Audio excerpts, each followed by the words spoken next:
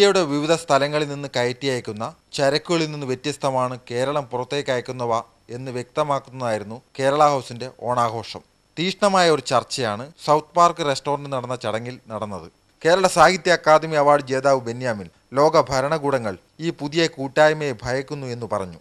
ഇന്നലെ വരെ വിർച്വൽ ലോകത്ത് മാത്രം അഭിരമിച്ചിരുന്ന ഒരു കൂട്ടം ആൾക്കാർ തൻ്റെ റിയാലിറ്റിയുടെ ലോകത്തേക്ക് ഇറങ്ങി വരികയും തങ്ങൾ ജീവിതത്തിലേക്ക് ഇറങ്ങി വരികയും ഒത്തുകൂടുകയും ചെയ്തിരിക്കുന്നു എന്നുള്ളത് വളരെ അത്ഭുതമായി തന്നെ തോന്നുന്നു.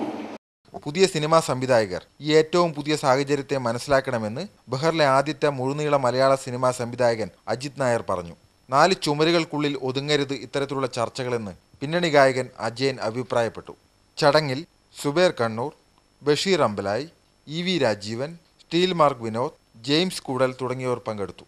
കൂടാതെ അൽഹിലാൽ ഹോസ്പിറ്റലിന്റെ സഹകരണത്തോടെ അംഗങ്ങൾക്ക് ഫ്രീ മെഡിക്കൽ ക്യാമ്പ് സംഘടിപ്പിച്ചിരുന്നു. ഇന്ത്യൻ കമ്മ്യൂണിറ്റി റിലീഫ് ഫണ്ടിന് വേണ്ടി 3 എയർ ടിക്കറ്റുകൾ കൈമാറി. VK സെയ്താലി സ്വാഗതവും പ്രവീൺ ബാലൻ നന്ദിയും പറഞ്ഞു. India vision, Bahrain.